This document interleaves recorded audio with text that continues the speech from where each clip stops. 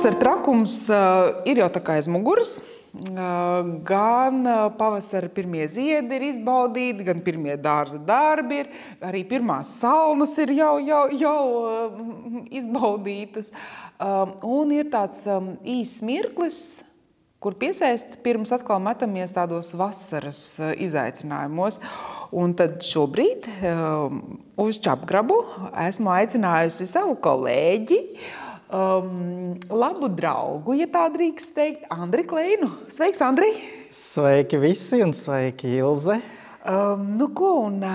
Es gribētu tevi aicināt dalīties iespaidos par zemi, par valsti, kuru mēs abi patiesībā pirms īsa brīža atgriezāmies. Es biju māja beigās Japānā, jau pateicu priekšā, un kā tev, kad tu biji? Es biju aprīlī, aprīļa beigās. Jā, ap divi vairāk vai mazāk. Jau nejauši atklāju, negribot mūsu šīs dienas sarunas tematu, un tā būs Japāna. Japāna, ko tā sniegts, ko tā varētu sniegt mūsu ceļotājiem, ko sagaida mūsu ceļotāji un kāds ir varbūt tās tie iespaidi, ko viņi atveda uz māju pēc ceļojuma. Bet sākšu ar diezgan tādu klasisku jautājumu. Tu un Japāna? Es un Japāna. Jau 10 gadus esmu kā bumerangs. Katru gadu atgriežos Japānā. Jā, un nekad neesmu vīlies. Un vienmēr ir viņa pārsteigusi. Un skatoties arī to, ko mūsu ceļotāji iegūst, es neesmu redzējis nevienu vīlušos ceļotāju, jo Japānā jebkurš var atrast kaut ko interesējuši sev. Gan mieru, gan haosu, var teikt, kas mūsu izpratnē ir haoss. Viņi pavisam savādāki cilvēki ir un principā iepazīt citu kultūru mūsu ceļotājiem ļoti patīk. Bet vai kāds gribētu tur palikt dzīvot, tas ir cits jautājums. Visiem patīk atpūsties, bet labprāt atgriežas atpakaļ uz Latviju. Un mēs īstenībā kaut kur ar Japāņiem esam līdzīgi. Tad tu domā tādi savrupi, tādi uz iekšu vērsti? Un mēs esam arī kā magnēti, jo es esmu vairākas reizes saticies ar Japāņu cilvēkiem. Viņiem patiešām piesaista, nevis Latvija, jo viņi mūsu reģionu uztver kā Baltiju. Jā, noteikti. To arī pati tikko bija Expo. Atceries, ka tagad mēs pārstāvam Baltiju kopā ar Lietuvu. Startējām šajā lielajā starptautiskajā pasākumā.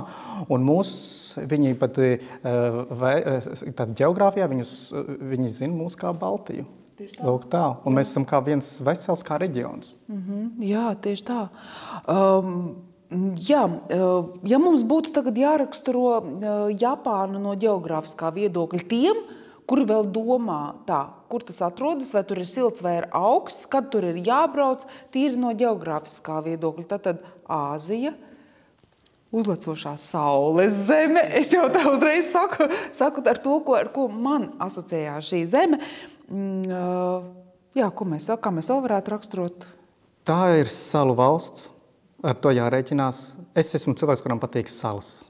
Kas ir forši, tāpēc, ka tā ir cita flora, fauna, savas tradīcijas, mazliet viņa saurupa no visa. Viņa ļoti sargās savu kultūru, savu reliģiju. Varbūt to tā viņa nerāda, neizrāda, bet tieši tā tas arī ir. Un principā jārēķinās ar to, ja no Latvijas, tad tas ir garš ceļojums turp un garš ceļojums ir atpakaļ. Ar to jārēķinās. Bet diezgan ātri ir aklimatizēšanās, un Japāna piedāvā tik daudz, ka ir aizmirsti par to lidojumu diezgan ātri. Teikšu, mums ir 6 stundas šobrīd starpība ar Japānu. Pavasara, vasara laikā, ziemas laikā mēs tur tos pulkstenes griežam, tad mums nedaudz mainās. Bet 6 stundu starpība, un tev ir pilnīgi taisnība, var piekrist viennozīmīgi, kad aizlidot uz turieni. Uzreiz ir tāds uzrāviens, un tu pat aizmirsti, Latvijā vēl visi čuči, un kā tā, tu jau brokastu cēdi un tā tālāk. Jā, bet salu valsts un salas kā tādas noteikti ir tās, kas ļauj saglabāt to saurupību, kultūru un tradīciju. Salas tur, ja es pareizi atminos, virs 6000 bija 6500 salas. Jā, tieši tā, 6600 ar kapekām. Jā, tā kā diezgan. Par salām un to tradīciju glabāšanu. Ir jau tā, ka mēs Japānu mēģinam iztēloties kā ultramodernu, bet tāpat laikā ir tās tradīcijas, ir tie paši kimono, kas pirmais, kas krīt acīs, vai ne? No jā, un tas ir patiešām kaut kas tas, ko mēs varbūt varētu arī mācīties. Jā, ka viņi ļoti ciena tās tradīcijas. Un man patīk, es Japānu bieži braucu, bet man arī cilvēki, kuri dzīvojuši Japānā, latvieši, un man patīk viens novērojums, ko man pateica viens kolēģis. Viņš pateica tā, 70. gados Japāna jau bija 2000. gadā dzīvoja, un mums likās, tas ir kaut kāds kosmos. Tagad mēs atbraucam, mēs dzīvojam 2025. Bet Japāna vēl joprojām dzīvo 2000. Viņi izdarīja visu, lai dzīvotu komfortā, labi, viņiem vairs neko nevajag. Jā, protams, viņi bija tie, kas pirmie sāka saprast, ka viņi iegādāsies patentus, un uz tā arī viņi sāka uzturēt, jā, tad savu valsti tā izauga. Lūk tā, bet jā, tas, kas tagad notiek, viņa, piemēram, pirms 10 gadiem viņa bija tāda pati kā tagad. Tās pašas kafejnīcas, es aizēju, tur tie paši cilvēki strādā, tāda pati kundzīte, tie paši ēdieni tiek pasniegti. Ir tā nostalģija, kas man arī patīk. Lūk tā, bet viņiem pašiem tas patīk, viņiem ir savas tradīcijas, savi rituāli, un viņi to piekopja, un tas ir daļa no viņu dzīves. Jā, man arī patika, kā vienreiz vietējā mūsu gīde arī stāstīja un teica, ka jaunieši, jā, viņi labprāt iztrakojas, izbraukājas pārzemēm, starp citu arī Japāņu ceļotāji, kas ceļo šobrīd apkārt, kļūst arvien jaunāki gados. Tad viņi iztrakojas jaunībā, viņi izālējas, bet pienāk noteikts posms dzīvē, vienalga vai veidot ģimeni, vai varbūt nobāzēties kādā vietā, un viņi atgriežas pie tradīcijām. Viņi velk tos pašus kimono, viņi tāpatās ar zināmu cieņu un pietāti arī attiecībā pret reliģijām, abām divām, par to droši vien pēc mirkļa arī runāsim, bet man ļoti patīk tas piegājiens, ja tad iztrakojamies, ultramoderni, bet pēc tam ir tas tāda atgriešanās pie savām saknēm. Kā ir, vai tevi sanāca arī runāt ar latviešiem, kas tur dzīvo jau kādu laiku, kā viņiem, vai viņiem bija viegli justies Japānā? Tie cilvēki, kur izvēlas Japānu par vietu un valsti, kur gribētu dzīvot vai mācīties, viņiem jau ir savs tāds mindsets, viņi jau ļoti grib to, un tad viņi jau ir sagatavojušies. Jebkuru valsti, kad mēs braucam, mums vispār psiholoģiski jāsaprot tas, ko mēs varētu būt gatavi. Ja? Un principā ir draugi, kas ir nopirkuši arī dzīves vietas tur, ja? Un viņi redz daļu no tā, un latvieši jūtas, tie, kas tur aizbraukuši, tos, kurus es pazīstu, viņi jūtas ērti. Lūk tā, bet tos ceļotājus, kuri patīk iepazīt visu pasauli, viņus neapstādinās un nebūs viena valsts, viņiem vajag nākamo virzienu. Lūk tā, bet kas mums ir pieņemams? Mums ir pieņemams viņu tātad pedantiskums, savlaicīgums, bet es esmu strādājis ar Japāņiem. Ar Japāņiem man ir sarežģīti, ir tāds tests, kur es biju aizpildījis, un kurā valstī es varētu dzīvot un strādāt atbilstoši pēc mana temperamenta, un viss tur bija apmēram 100 jautājumi, un tur ir visas valstis, tātad nezinu, kā tā auditorija, cik daudz piedalījās, lai šo testu izveidotu, un Japāna bija pirmā vietā, kur es nevarētu. Un es biju pārsteigts, jo es esmu strādājis Japāņiem, un es tāku analizēju, kas ir tas, kas man grūtāk. Ir tā, ka Japāns kā cilvēks, viņam ir tādi noteikumi, plāni, tātad A plāns, plāns B, plāns C. Mēs esam fleksibli. Un viņiem, ja pateiks, mēs gribētu tagad nogriezt pa kreisi, ja programmā viņiem nav vienkārši ieprogrammēts, ja, viņi saka, tas nav iespējams. Viņi nav fleksibli. Un līdz ar to viņi paši cieši. Tas atspoguļojas uz pašnāvībām, lūk, tādu ilgām darba stundām. Viņiem ļoti liela hierarhija, cieņa pret darba priekšnieku, vienalga vecums vai kā, bet priekšnieks saka, šovakar obligāti mums ir vakarā jāiet uz Izakāja. Izakāja tas vietējais bārs, jā, obligāti jāiet un jāatpūšas kopā. Un viņi ies, un tas būs ilgi, un tad viņi taisnā no Izakājas uz darbu un noguruši, bet viņi būs darbā laicīgi, nekavēs, bet līdz ar to tad viņi arī paši sev ievaino. Jā, jo priekšnieks tā teica, un es pilnīgi piekrītu, un es arī tagad tikko māja beigās arī izbaudīju, izjūtu, teiksim, tā to sajūtu, ka tu vari stāstīt, piemēram, no kādiem tūru operatoriem vai turismu kompānijām, ka tev ir tāds skaists piedāvājums, brauciet lūdzu šeit uz Baltiju, jūs redzēsiet Viļņu, Rīgu, Tallinu un vēl, un ne tikai viņi tevi ļoti labprāt noklausās, bet ja mums priekšnieks teiks, mēs tālāk darīsim. Ārkārtīgi stingra hierarhija. Un vēl kas man ir tāds prātā arī, ka viņiem ir ļoti svarīga piederība firmai, ģimenei, piemēram. Arī mūsu kolēģi, viena no Japānas gidēm, teica, jā, ziniet, man vīrs strādā Panasonic. Mēs sākām jautāt, par ko tad strādā un cik ilgi. Saprotiet, mums nav svarīgi, par ko strādā. Ir svarīgi, ka viņš pieder šai Panasonic ģimenei.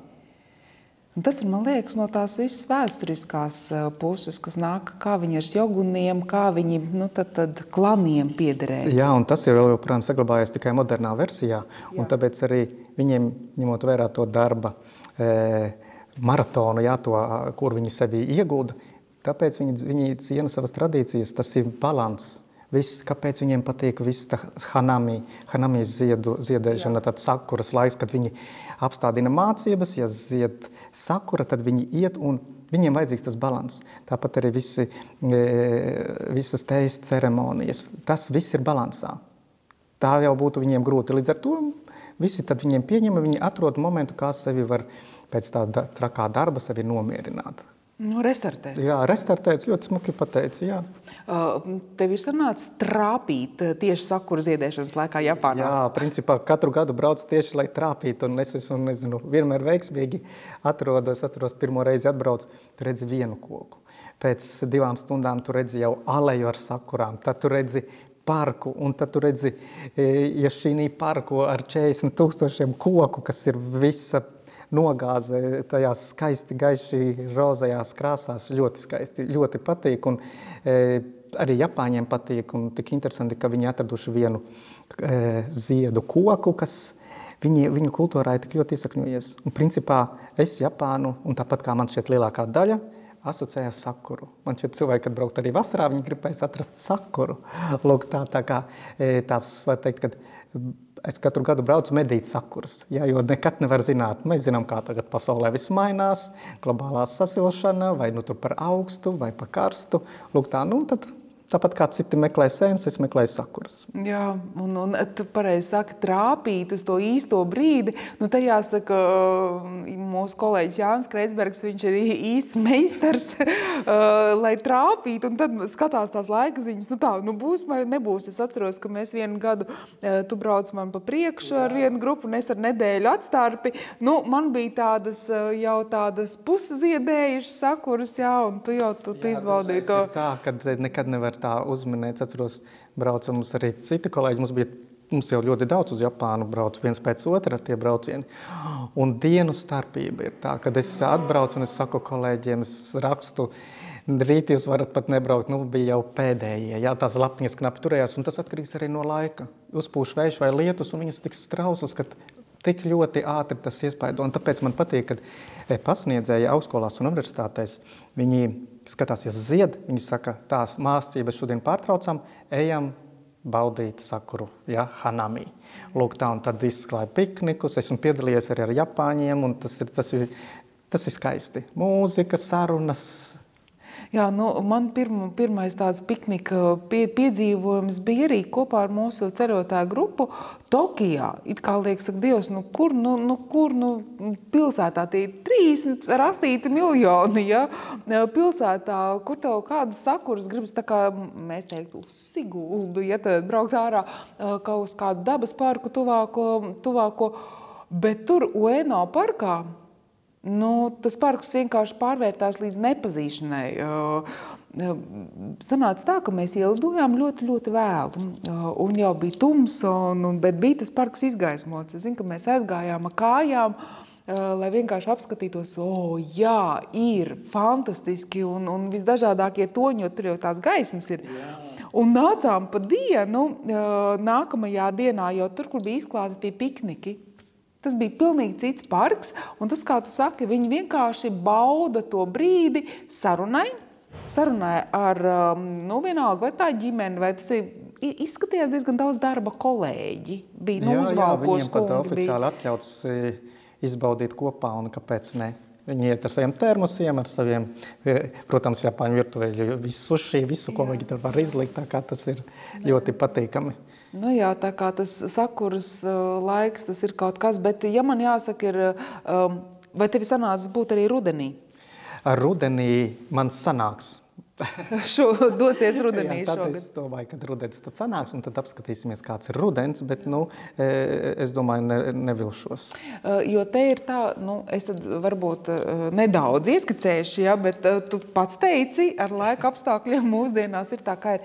Tad, ja iztēlojās visu šo sakuras ziedu pārņemtos kalnu ielejas nogāz, tad rudenī savukārt ir trāpu šo košo lapu laiku, tad arī ir ārkārtīgi skaisti. Viņi vairs nav tādi maigi, rozīgi, bet tiešām tādi koši, tāds krāšņs, deķis, villaini, es pat teiktu, ja tā. Jā, bet ja mēs tagad mēģinātu salīdzināt, tad Japānā cik tur miljonu iedzīvotājs? Ap 130, man liekas. Jā, tas bija. Tā nav nekāda mazā salu valsts. Ja. Man ļoti patīk tas cipars, starp citu, tikko pirms sarunas apskatījos, ka viņiem ir 337 cilvēku uz kvadrātkilometru šis blīvums. Salīdzinājumā ar Latviju ir 29 uz kvadrātkilometru. Viņi visi tajās pilsētās dzīvo. Bet ja mēs tagad mēģinam tā iztēloties pilsēta un tas, kas ir ārpus pilsētas, tās ir divas pilnīgi atšķirīgas pasaules. Ja mēs tagad runātu par pilsētām, kā mēs viņus varētu raksturot? Pirmais, kas pilsētās, tie cilvēki, ko tu redzi, tās ir masas, ļoti organizētas, ļoti pieklājīgi cilvēki. Liekas, ka viss ir kluss un viss tā kā kādā lēnā filmā viss notiek. Lūk tā. Ārpus pilsētām cilvēku mazs, tu uzreiz pamani, ka tie vecāka gājuma cilvēki. Pilnīgi viss gan veikalos, pat veikala izkārtojums ir savādāks, plaukti ir mazāki. Jā, tas ir, lai būtu viņiem ērti, lūk tā. Un tad tās ir tās pirmās atšķirības arī to, ko cilvēki ģērbi mugurā. Un es pateikšu, ka Japānā lielajās pilsētās vairs nav tāda mode, bet ir stils. Ir ļoti daudz dažādu stilu sajaukumi, un viņi viens otru respektē, tie cilvēki. Es nedomāju tikai par apģērbu, jā, bet arī par interesēm, vai citi spēlē mūziku, un viņi ļoti respektē, netraucē neviens otram. Metro ne viņi runā, ne tur runā pa telefonu, ne savā starpā, ne tur ēd. Tas ir ļoti patīkami, kad cilvēki respektē viens otru. Bet tad ļoti labi es uzreiz varu redzēt, kur ir latvieši, jo tad latvieši vienmēr čalo savā starpā. Jā, mēs esam līdzīgi, bet tomēr tas ir tāds, ka mēs gribam padalīties iespējām, nepalaist garām metro pieturu. Lūk, tās ir tās starpības, un, protams, tās neona gaismas. Jā, ārpus pilsētām viņi diezgan ātri taisās viss ciet, 5-6, jā, klusums, varbūt kāds restorāniņš vaļā, vai pilsēta 24/7, jā, Tokijā tu dzīvojies visu diennakti. Lūk tā. Tās ir tās lielākās atšķirības, jā, ko es to esmu pamanījis. Un bieži ārpus pilsētām var redzēt, kad ir pamestas mājas, jā, jo vecākā paudze ir jau aizsaulē, un jaunieši neko negrib tu darīt. Viņi brauc ne tikai uz Tokiju, jo jaunatne jau tagad diezgan patīk viņiem braukt dzīvot un mācīties uz Ameriku, uz Kanādu, Eiropu. Lūk tā, tad viņi, un lielākā daļa jau tagad arī tie jaunieši sēž arī savās mājās, viņi ir cita kultūra, digitālā kultūra, viņiem patīk viss animē, viņi dzīvo citā pasaulē. Lūk tā, un katrs atradīs no šīm interešu grupām, jeb dzīvesveida grupām atradīs savu vietu. Tās ir savas kafejnīcas vai tur kaut kādi tur veikaliņi. Katrs veikals pārdod kaut ko vienu un specializējas, un cilvēki vienmēr atradīs un vienmēr dabūs tas, kas viņiem interesē. Un tad cilvēki jūtas ērti. Viņi ir pieņemti. Sabiedrība pieņem, kādas tu esi. Lūk tā, bet to pašu viņi arī gaida no sabiedrības. Līdz ar to tādā vidē ļoti ērti dzīvot, un cilvēks var atrast varbūt savu laimes formulu. Bet tur jāskatās pēc pētījumiem, ka viņi nav paši laimīgākie cilvēki. Kaut gan vide viņiem ir fantastiska tam, ka tu vari justies ērti brīvi, ģērbt, ko gribi. Bet jāskatās, tur jāanalizē vairāk. Es nezinu, vai tas nebūs saistīts tomēr ar to pašu reliģiju. Ja mēs runājam patiesībā reliģijām, jo te mums būtu jāmin divas lietas – dzenbudisms un sintoisms. Kā tu saki, šinto vai sinto? Es saku sintoisms. Man ar kaut kā liekas sintoisms, bet es esmu daudz viet dzirdējis, ka citi saka šinto. Jā, šinto vietēji arī tur saka šinto, un tad arī dažreiz tulkojot arī tu pārņem to, lai saprotu, par ko mēs tur runājam. Jā, pilnīgi virkot. Protams, tam visam pamatā ir budisms, bet paskaties, reliģija viņu dzīves neatņemama sastāvdaļa. Viņiem tātad vienos tempļos viņi iet tātad bēru ceremonijas taisa, svētnīcās viņiem kāzu pasākumi vai kā, un tas viss notiek. Man tas patīk, ka viņiem tā ir daļa no ikdienas. Reliģijas negribu teikt, ka kontrolē cilvēku, bet paskatieties, Japānā neatradīs nekādas citas reliģijas. Tātad 99% tā ir tātad viņu vietējā, kas arī citur pasaulē nav sastopama. Protams, nāca no budisma, bet tā ideja, tā filozofija ir ļoti dziļa. Un viņi arī, protams, saprot, tā kā cilvēki uzsver arī dzīvi pēc nāves.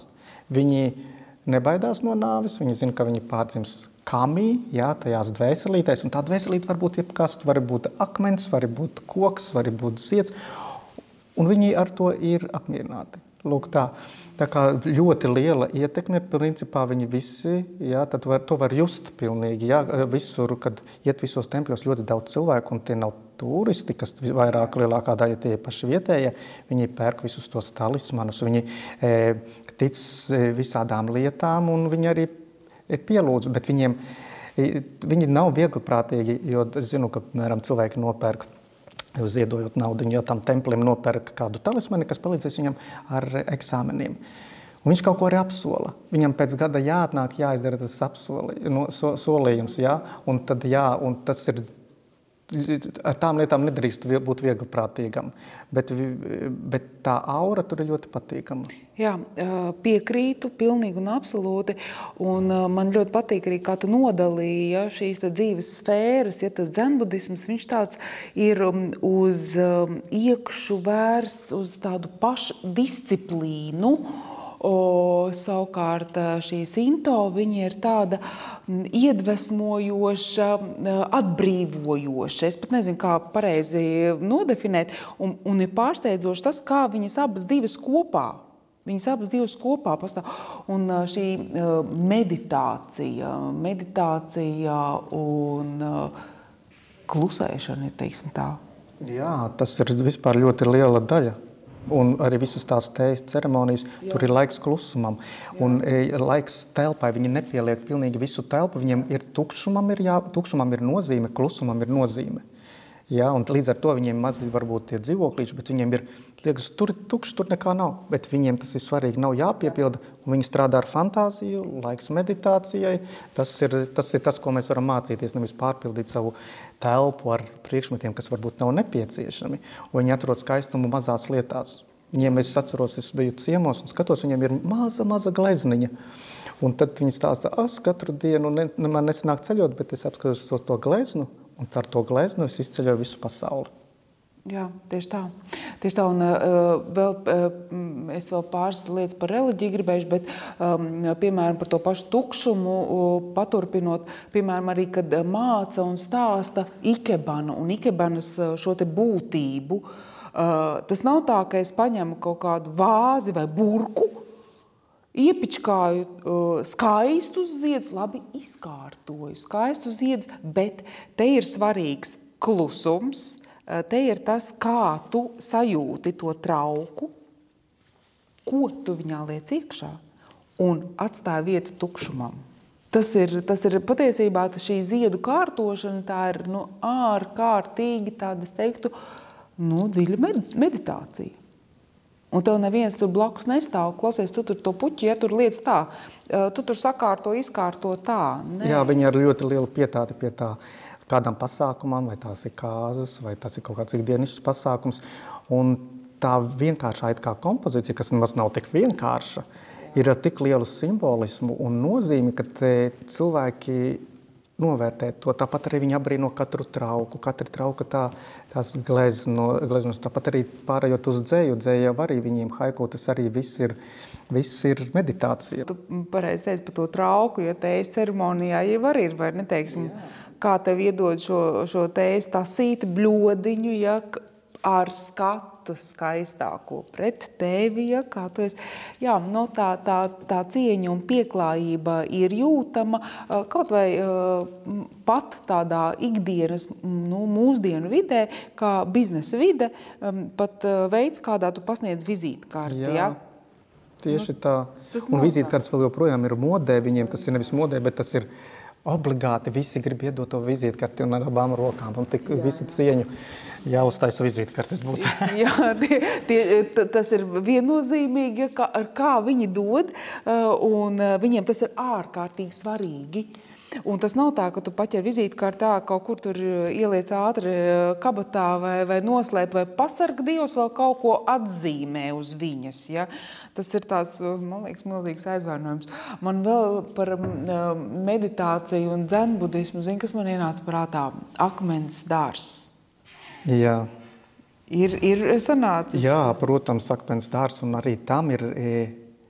Tas ir caur konfūcismu nācis viņiem, tas tā apskaidrība, un kad taisīt tik no smiltīm un no akmeņiem katru dienu citām formām, un katram tātad ir tie 13 akmeņi, kur tu nekad viņus vienlaicīgi neredzēsi.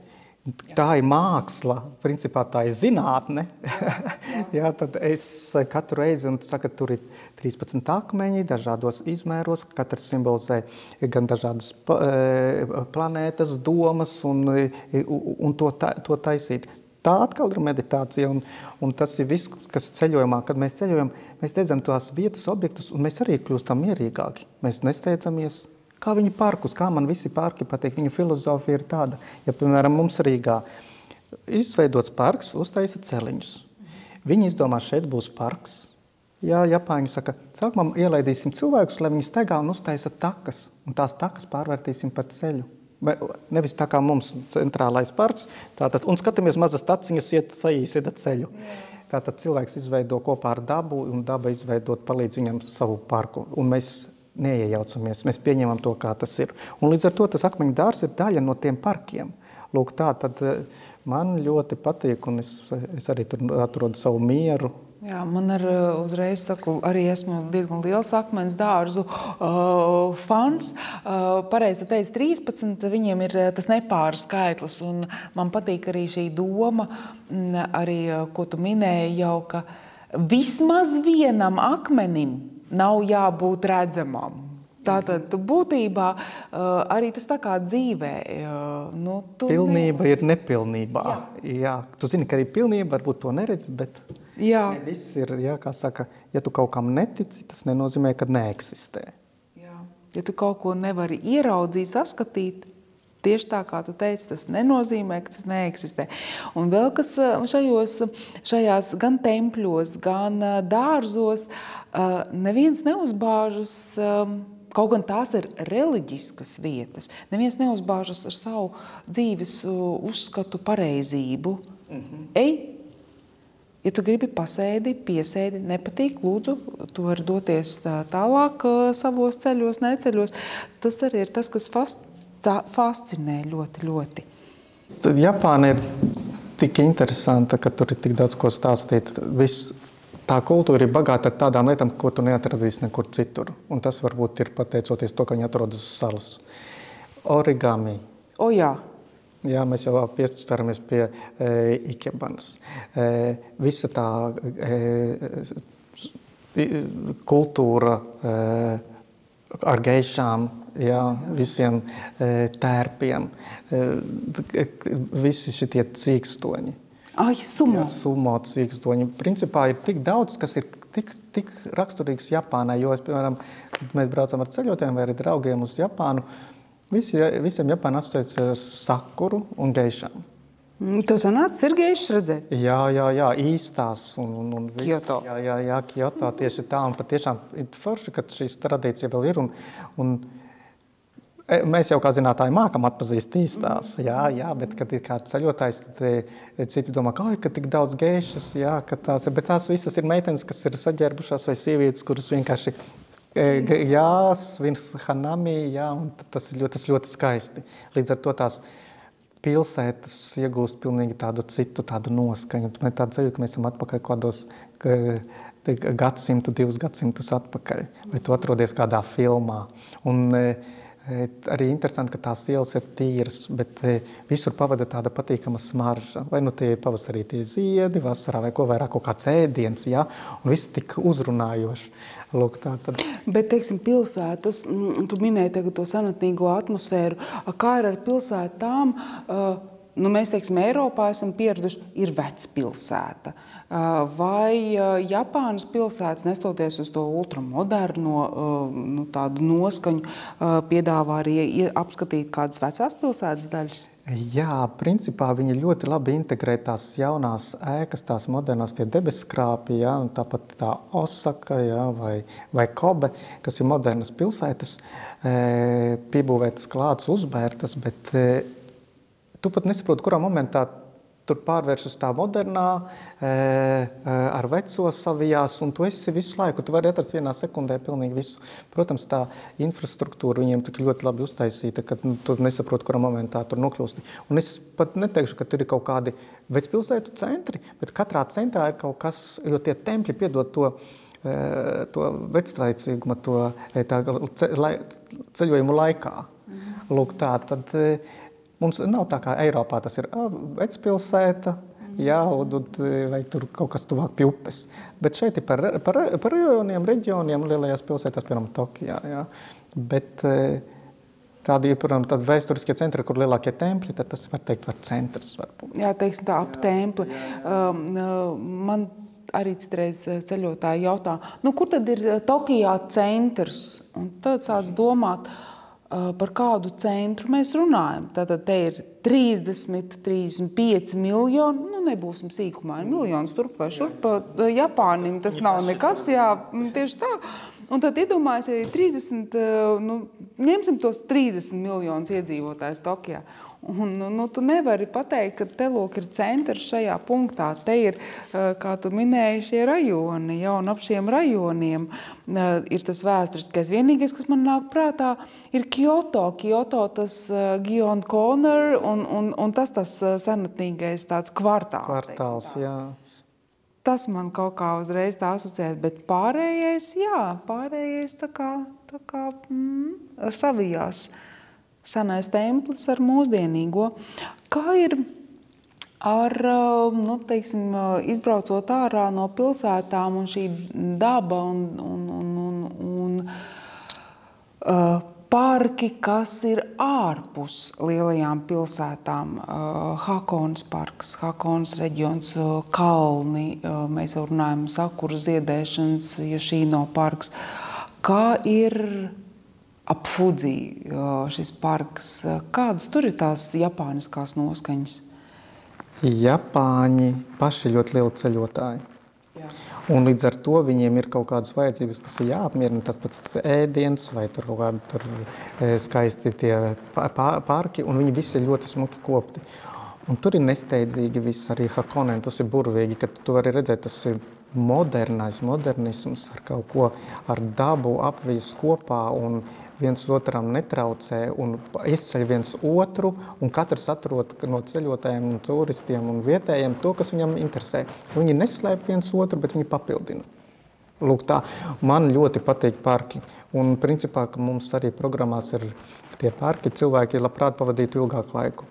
Nopietni, nesteidzīgi, un blakus tad visi tie termālie ūdeņi, viss ir, un tad cilvēki var pamērcēt kājas vai pamērcēties, un tā arī cita tradīcija, kā viņi iet uz tiem saviem termāliem baseiniem, un tas arī daļa no visas, jā, no kultūras, un jā, tad, un parasti pie katra parka ir apmēram tie termāli ūdeņi, un tas arī palīdz tam parkam būt tādam košam un zaļam, jo dabū savus minerālus. Un katrs parks ir atšķirīgs. viņi nav tā kā nokopēts viens no otru. Un tu atcerēsies, ceļotāji, es atceros, šis bija tas parks. Jā, nav tās vienādas kaut kādas nianses. Jā, tie karstie avoti, ko tu minēji, Bonseni, kā viņi saka, tas jau ir saistīts ar salu izcēlesmi, vulkāniskās salas, un mēs dzirdam arī nereti, kad tur ir tad viena zemestrīce, tad otra, un būtībā jau ir tas klusā okeāna uguns aplis, ja, jo trīs tektoniskās plātnes, tur viņās tev ir sanācis drusciņi izjust kādu zemestrīci. Izjūtis, bet katru dienu, man teica, šodien bija tur uz 10 sekundēm. Lūk, tā viņiem ir aplikācijas, Japāņi viņi paši skatās, viņi saka, bet mēs jau vairs nejūtam. Un viņiem arī tās ēkas jau tā uzceltas, kad arī tu nejutīsi. Jā, viņas ir speciāli pielāgotas tādiem apstākļiem, bet jā, nav izdevies piedzīvot. Nezinu, vai gribu, bet būtu interesanti pieredze. Es arī nezinu, vai gribu, jā, bet kolēģie Silvija teica, jā, kad ir bijusi tāda sajūta, ja, kad kaut kas tur ir brakšķējis, kaut kas drusiņi tur ir tāda sajūta ir bijusi, jā, bet paturpinot par parkiem un šo vulkānisko izcēlesmi, jā, viņi izmanto šo dabas dāvanu. Un tiešām īpaši pie Fudzi, pie šī ezera, kur ir izveidot arī tāds tā kā viesnīcu komplekss, kur arī ir šie onseni un kur viņi izbauda šos siltos ūdeņus. Un te uzreiz var teikt, kas man nāk prātā, kad Japāņu ceļotāji arī ir ļoti interesēti izbaudīt tādus karstos. Mums nav karstie avoti, bet pirtis. Jā, es esmu runājis Latvijā pirtniekiem, kad īstenībā ir speciāls stūres, kur Japāņi brauc uz Baltiju, bet Latvija, viņi saka, viņi sajūsmā. Un arī tas kaut kas arī līdzīgs, arī mums patīk tāda ķermeņa atpūtais veltīti pasākumi. Lūk, viņi jau ir baudītāji Japāņi, hedonisti. Viss, ko viņi dara, tā ir, lai iegūtu baudu caur katru ēdienu. Jā, tad visi šie parki, visas iespējas, kur var meditēt, visi caur šo prizmu. Lūk, tā, jā, un tie pirtis viņiem patīk, mūsu pirtis patīk. Un tas bija pārsteigums, ka pat somu sauna viņus tā neuzrunā kā mūsu pirtis, bet tieši ar saviem rituāliem, ar savu šo te tādu pieeju. Tas nav aiziet vienkārši nomazgāt netīrumus ikdienas. Ja? Es domāju, ka tas ir tas, kas arī viņus piesaista. Jā, tas ir tāds interesants moments. Un arī kā viņi dodas, ja tur tās ieiet iekšā, tur vīriešiem viena puse, sievietēm otra, tur nav tā, kad visi. Un nākamā dienā tev atnāc, nedod Dievs, tu ieej tajā pusē, kur tu vakar gāji, jo viņi maina tās vietas. Jā, tas tāds. Un arī klusums, tas, ko mēs minējām jau iepriekš, tas nav tā, ka tev uzreiz fonā ir tuc mūzika vai vienalga kaut kāda relaksējoša mūzika, ir miers. Miers, tieši tā. Un neviens tev netraucē, nebāžās virsū. Visur arī ir noteikumi, arī pirtīs, tātad ausenos nevar doties ar tetovējumiem. Jā. Lūk tā, jā, tāpēc, ka tas ir, tev jābūt pilnīgi kailam. Un tad arī, tad mēs runājam par tetovējumiem, tur arī Jakuza mafija, jā, tas arī tagad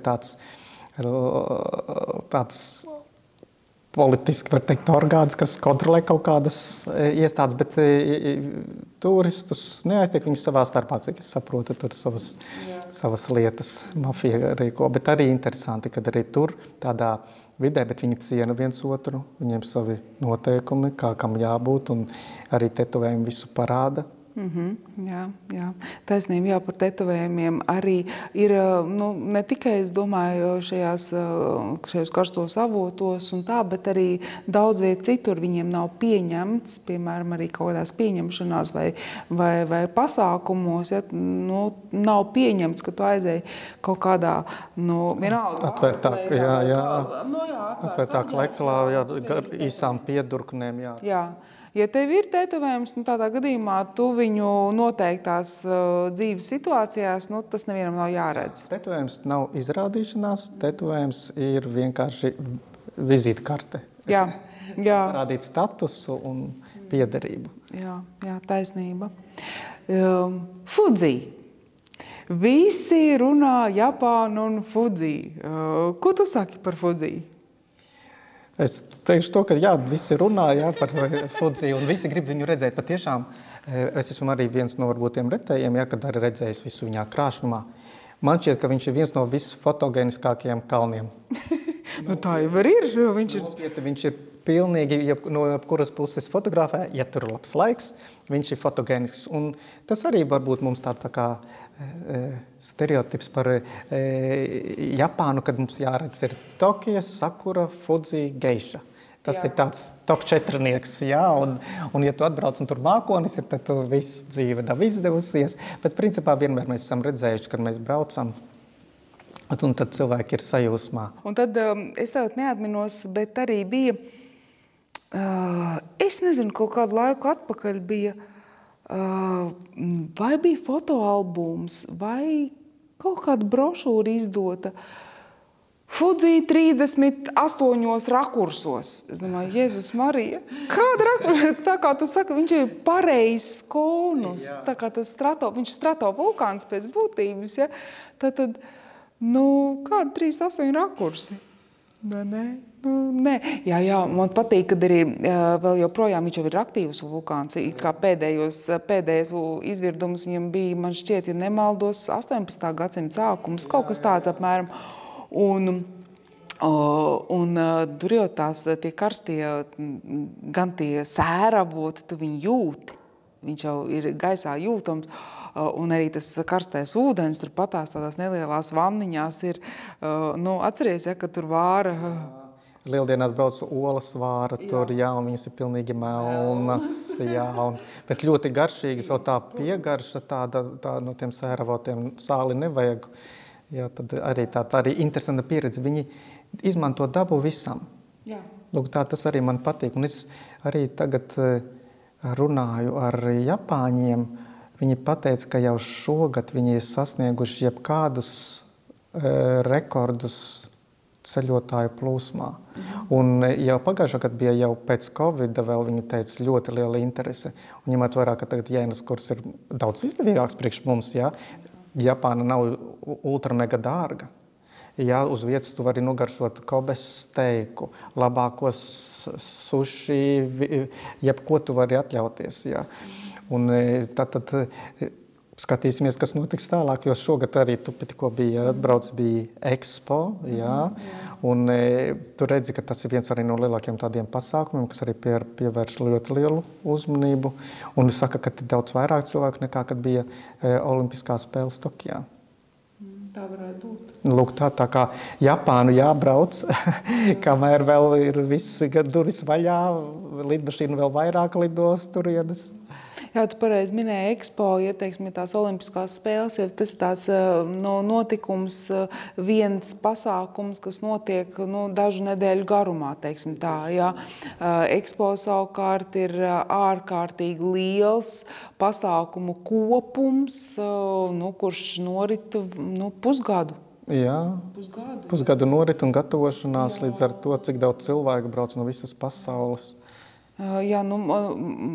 Tikko par Expo runājot, mēs tur pavadījām vairākas dienas, bija tāda iespēja, un, protams, apmeklējot šo pašu mūsu Baltijas paviljonu, tad mēs Lietuvu un Latviju kopā esam pamanīja to simbolu Barabičanu, to baraviku, un tad ar Japāņiem runājot, no kurienes no Latvijas, Baltija, mēs zinām, jums Expo bija misēklis.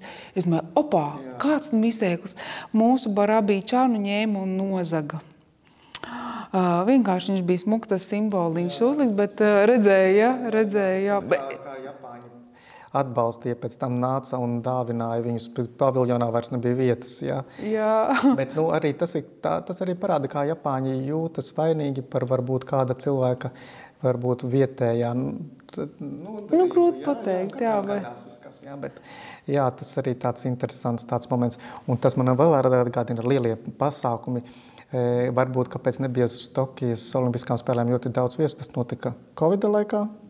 Un man ļoti patika par Covid runājot, tas ir kā Japāņi uztver. Japānā ir tā, ka ir brīvība pārvietoties, tā ir tātad likums numur 1, ka tātad jebkurš var pārvietoties, mēs nevaram aizliegt cilvēkam pārvietoties. Un kad Covids, tas nozīmē, ka jāsēž mājās, un valdība pateica, mēs lūdzam jūs pasargāt sevi un citus. Jūs varat iet, staigāt un tā, un cilvēki to uztver ļoti nopietni un sēdēja mājās. Bez tādiem striktiem drāmām, jā, tur neko nedomāja, jā, vienkārši sēdēja cienot citus un sevi pasargāt sevi un citus. Tas man ļoti uzrunāja. Ja mēs par tādām valstiskām lietām runājam, tur valda imperators. Jauns? Salīdzinoši visu pasauli pārējo, protams, jauns, jā. 2019, man liekas, tā pavisam nesen ir. Vai šo imperatoru klātbūtni var sajust? Es šeit domāju, kādus portretus kaut kā, jeb nē.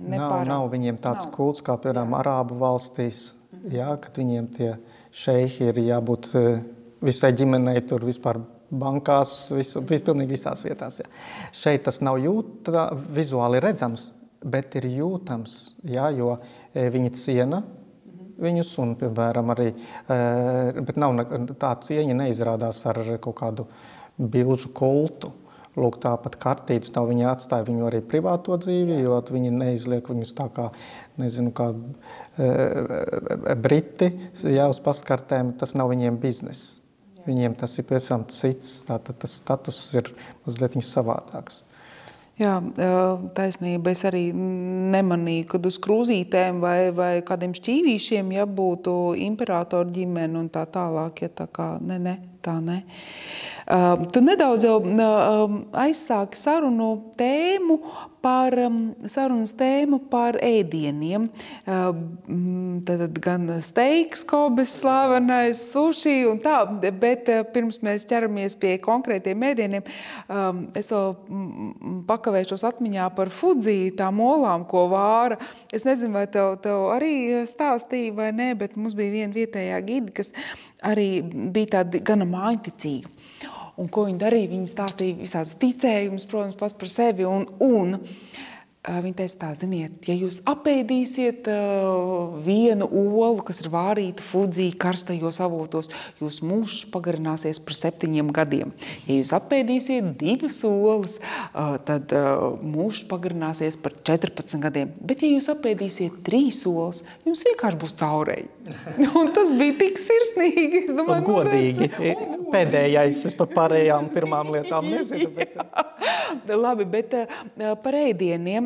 Kā tev šķiet, viņi ir pieņemami mums latvietim baudāmi? Nav tā, ka ārprāts, Zini, kas ir es esmu saticis dažādus cilvēkus, bet vienmēr šķīvi bijuši tukši. Jā, visizādi. Kad ēdiens viņiem pirmkārtām Japānā ir tāds nerakstīts nolikums, ka ēdienam jābūt svaigam, un ja viņš ilgāk par 5 stundām, tad viņa nepasniedz. Un es atceros, mums viena kundze gribēja ilgāk pavadīt laiku parkā, un es pateicu, varbūt mums var iedot līdzņemšanai. Viņa saka, nē, mēs jums nedosim, mēs nezinām, cik ilgi glabāsies kaut kur, un ja viņa saindēsies. Lūk tā, ka viņi par to padomā, jā, viņi grib, lai tas ēdiens ir svaigs, un tas ir ļoti svarīgi, tātad līdz 5 stundām. Visas vietas ir interesantas priekš ēdiena pasniegšanas. Tas ir tā kā spēlēties ar dažādiem maziem trauciņiem. Katram ēdienam ir savs trauciņš, sava mērcīte.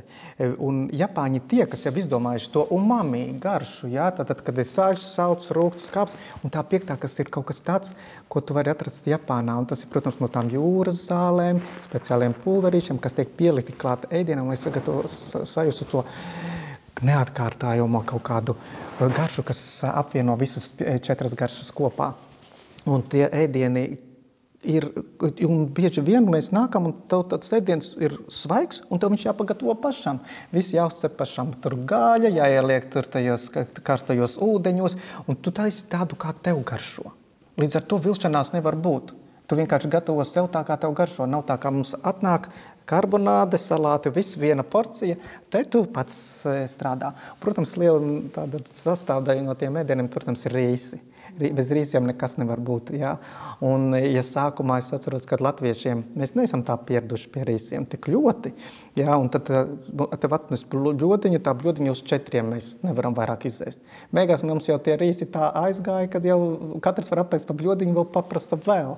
Lūk, tā, tad tie rīsi arī tāds, principā, cieņa pret to produktu, cik viņu grūti izaudzēt un kā viņu lasīt, tā kā vēl joprojām arī viņi daudz tām modernām tehnoloģijām neizmanto rīsu audzēšanu, novākšanu, bet jā, rīs ir pamatā. Nu, jāņem vērā arī tas, ka 70% no Japānas teritorijas nebūtu nav piemērota Tieši tā. Lauksaimniecībai, tā kā līdz ar to katrs tas pleķīts, kur var tas rīs izaugt, viņš arī tiek novērtēts, jā, un tā.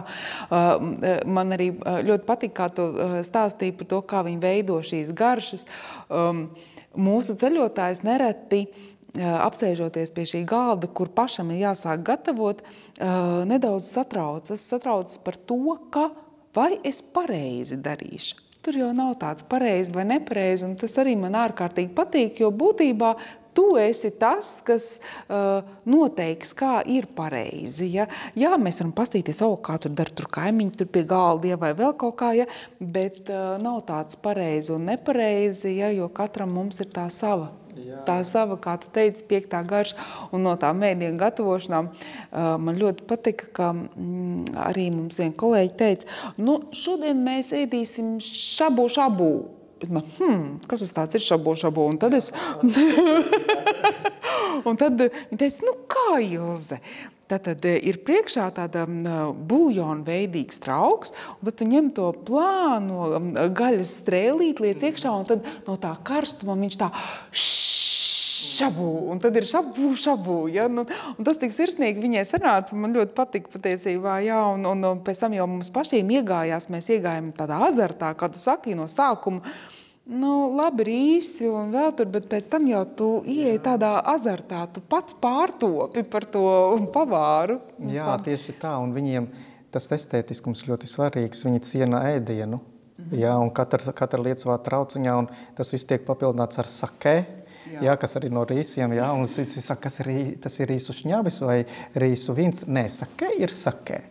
Lūk, tā, tas ir cita veida dzēriens, kas taisīts no rīsiem, bet arī tas palīdz cilvēkiem iepazīt Japānu, jo visi domā, sakē, tu vienkārši iedzer kā degvīnu, bet tam ir arī rituāls. Viņu var pasniegt siltu, ja ir ziema, tātad augstu, ja ir karsts, tad ir kā ledu, kuru tu ieliek iekšā, un tagad vēl sakē tik populārs paliek tas dzēriens, ka viņš jau tiek likts jauniešiem servēts priekšā kā dzirkstošs sakē vīns. Lūk,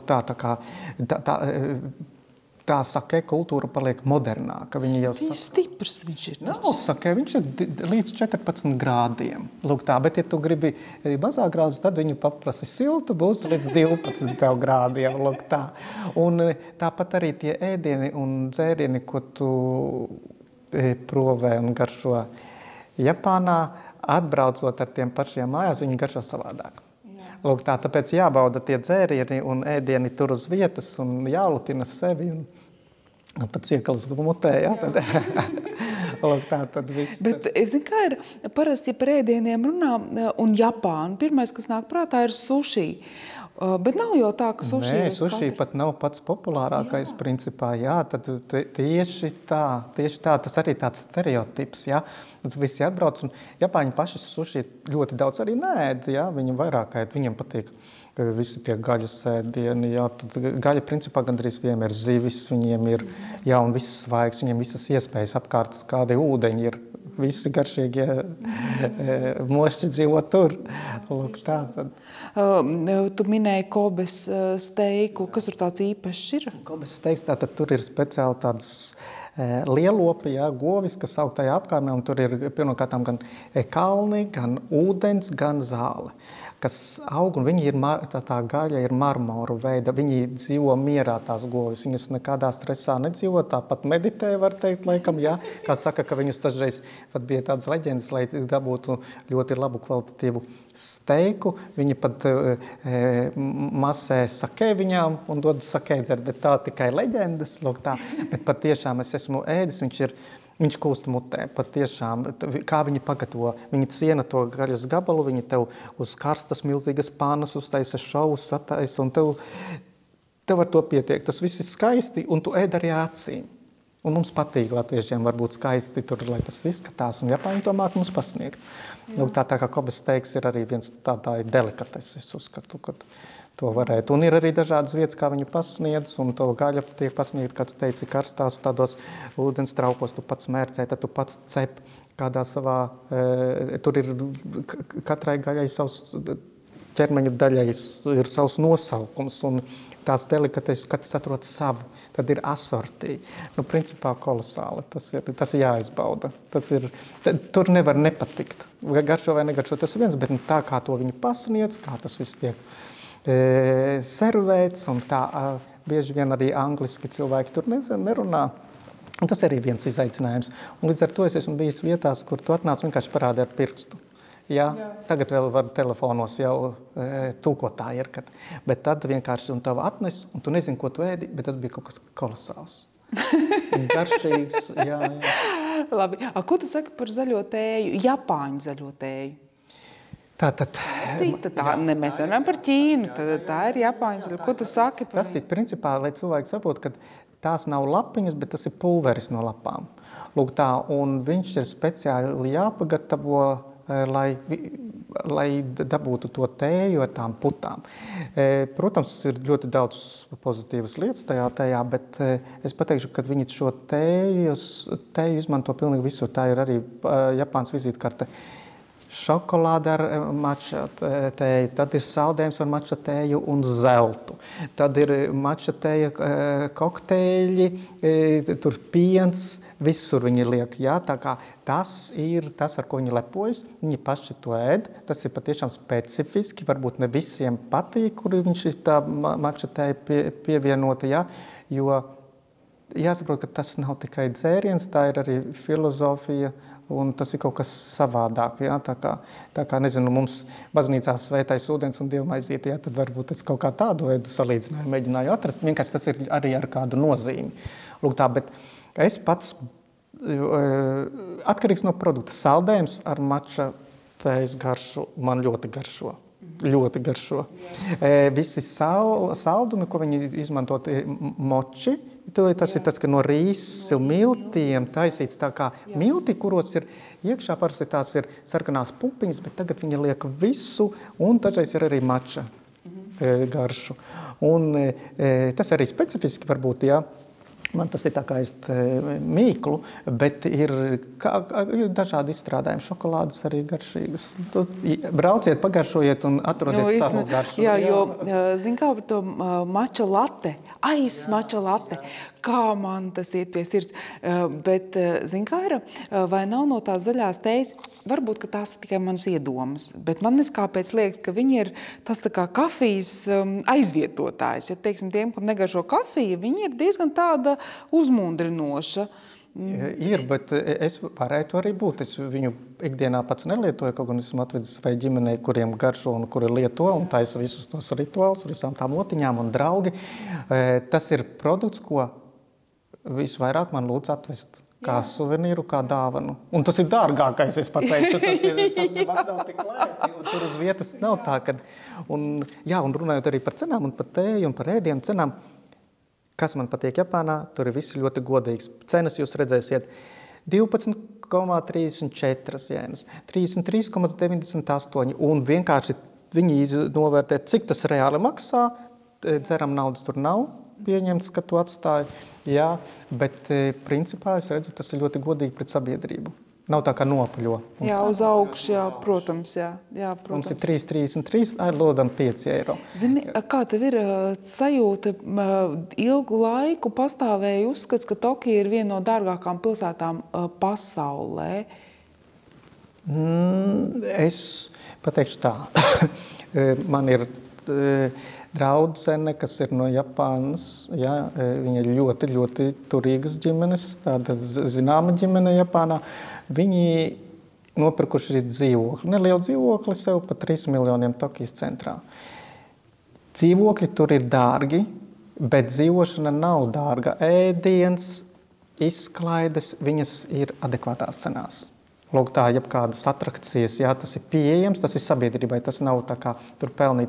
Bet ar lielākā daļa, kad to cilvēku tik daudz, viņi vienkārši sāk jau taisīt tās online rezervācijas. Jā, jums precīzi jāzina, kad jūs būsiet. Es arī, kad braucu uz Japānu, es jau 3 mēnešus iepriekš rezervēju. Ja jūs gribat aiziet ar tajā kafēnīcā ar tiem dzīvnieciņiem, tiem, kā viņus sauc, kupa kabra vai kā viņus sauc, jā. Kapibara. Jā, tas būs multanīte no Flow. Lūk, tā tad nauda, tās ir agrāk, es domāju, pirms kādiem 20 gadiem bija, bet jēna ir tagad kritusies un cenas ir savādākas. Tagad ir daudz kas pieejams, jūs varat nopirkt ārpus Tokijas ir dzīvošana, tās mājas, jūs varat nopirkt par ļoti labām izdevīgām cenām, nopietni.